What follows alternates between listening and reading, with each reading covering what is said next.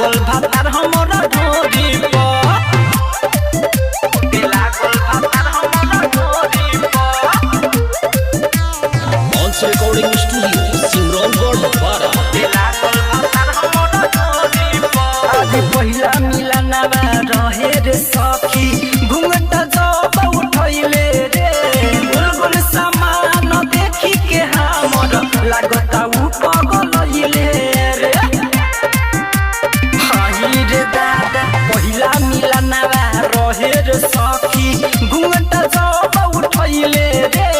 गुलगुल सामान देखी के हमर लागता उ पगलैले रे लाज बोल बिना रहे बोल जोरी पर सीधे सुताई के बोरी पर दे लागल भातार हमरा ढोरी पर सीधे सुताई के बोरी पर दे लागल भातार हमरा ढोरी पर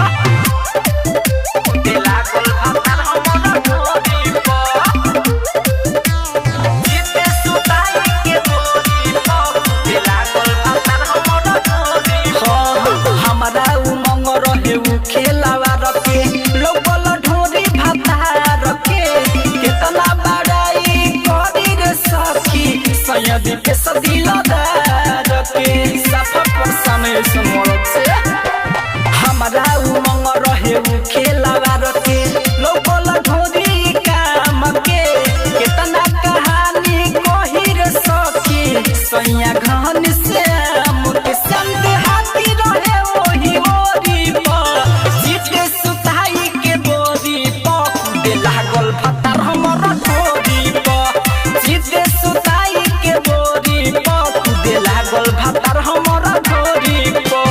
रहे सुहाग वाली रतिया ए सखी चला ले ले ना गाल गोरी पर सीधे सुताई के बोरी पर दे लागल भातार हमरा ढोरी पर सीधे सुताई के बोरी पर दे लागल भातार हमरा ढोरी पर सफा नाश के रख ले सखी।